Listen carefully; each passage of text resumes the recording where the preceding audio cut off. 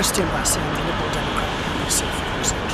How important are the city's professional teams to the community spirit and the identity of the city? I think they are important. I think in the past 15, 20 years that's begun to slip. It's a shame, because I think what propels young people when we're growing up to participate in sport is seeing people who are better than we are on a regular occasion performing in public. That's what inspires people, so it's important to have clubs that work and are vital and are active. And should the new stadium that is being planned, should that be sort of a focus for the community?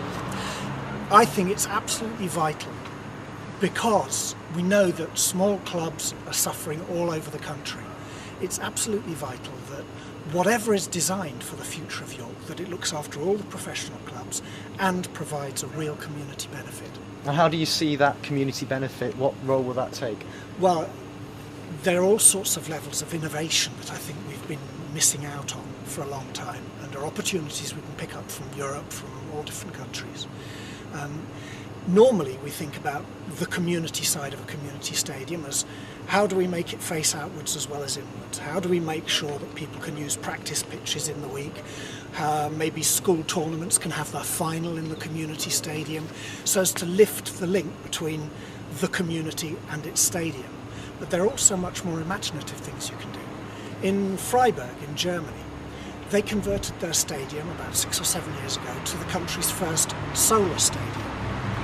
That basically means they've converted the roof of the entire football stadium to a giant solar power station. They did it as part of their community benefit, because they knew that to reach the community on all sorts of levels required identifying projects that would excite people and get them involved. Creating a power station out of a football stadium is a particularly clever idea, because it reaches right across the public, all the different social classes, all the different backgrounds and ages. And what they did was they sold shares in the power station to the football supporters. So in Germany now there's a football stadium that is owned, or there is a football stadium power plant that is owned by football supporters and generates money. I would love that kind of thinking to form part of what we're doing here in York. What do you make of progress on the stadium so far? We're taking halting steps. I think we need more vision, we need more ambition. I know there are a lot of people at the moment saying, well, we're in the middle of a recession, nothing's going to happen quickly, we've got to be cautious. If we compare this city with Birmingham, for example, in the middle of a recession, Birmingham has managed to raise £10 billion and more for its inner city redevelopment. It's done that by being ambitious, by going to the Near East, the Far East, Europe, America, going all over the place to raise money. We need to have that ambition. If our ambition is simply we want a home for two, let's admit it, fairly small clubs in a fairly small city, we will struggle. But if we have boldness and ambition, I know already, because as executive member for Leisure and Culture for 2 years, I've sat down and met with Yorkshire Forward, the regional development agency, with Sport England, with the universities.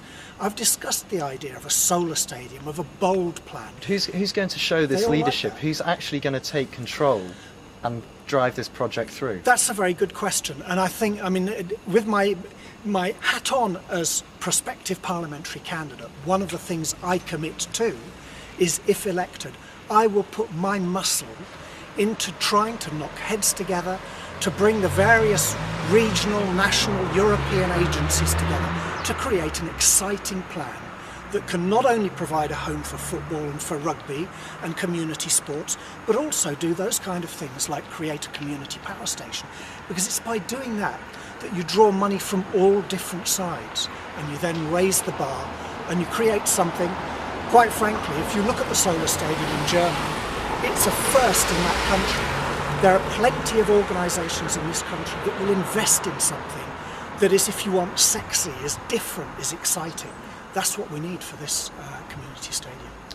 If the City Council is willing to invest a substantial sum of money in a new swimming pool at the university, is it a fair assumption that they'd be willing to invest a similar sum in a new community stadium? You can make those assumptions. The reality is that local government is being squeezed very hard, and it's going to carry on being squeezed hard. I think if we're looking to local authority money to provide the new stadium, then we're probably losing the plot. The way in which we'll make this happen is exciting other players, is exciting the Regional Development Agency to look at it as part of, for example, the 2012 legacy of the Olympics, to look to central government to look at it as part of their programme to increase fitness, to look to European funding for environment funding. We have to be far cleverer. But we've been looking for years now. Where is the hard cash going to actually come from? Cash follows big ideas. When I first started as a city councillor, I advanced the idea to create our first council sustainable building. And all the received wisdom was, York's too rich at that time, we won't get any funding from anyone, it's not going to happen, you can try if you want, as long as it doesn't cost the council money.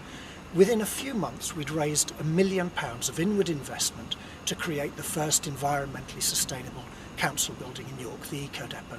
I believe we can do it again. As I say, just like Birmingham has raised £10 billion in a recession and is currently engaged in building a £150 million library complex, I think we can get the money to do this. But we've got to look beyond the city walls, beyond our local authority, and really start engaging with ambitions that other people want to buy into. So is it any likelihood of the City of York Council being able to put in a cash sum into this stadium project?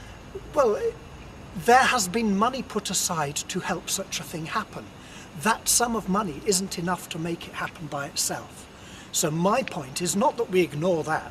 That is, of course, part of what the executive has been looking at over the past 2-3 years. But if we rely on that, then we're going to carry on waiting. What we need to do is show a vision to look beyond that. That's what I'm saying. The February Council report on the stadium's progress highlighted the fact that unless we apply for a new Football Foundation grant by May 2012, there is, to quote, a serious threat to the future of the football club. Do you think that we will have a football club in 5 years' time that the people of York can support? I really hope so. But what I really firmly believe is we have to show the ambition to move forwards.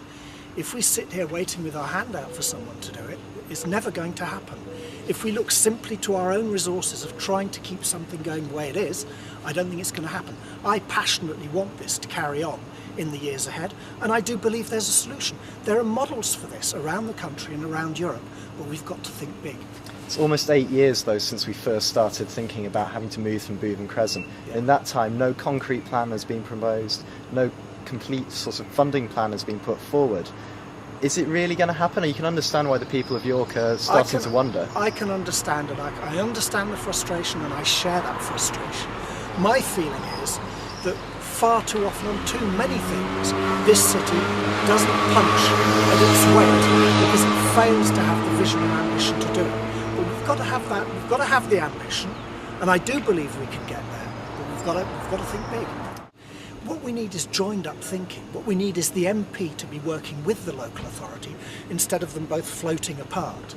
We need to knock heads together. We need to get all the community involved in order to advance a concrete plan.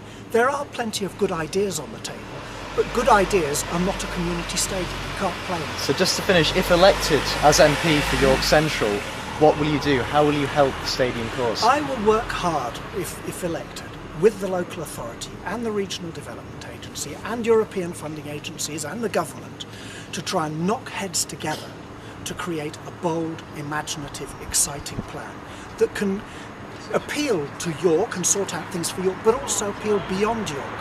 One of the things we know, for example, with the existing community stadium is that towns and villages from right across the East Riding of Yorkshire, as far as Scarborough, come to York to make use of those facilities because there aren't any anywhere else. So providing a solution for York is also providing a solution for a much bigger region.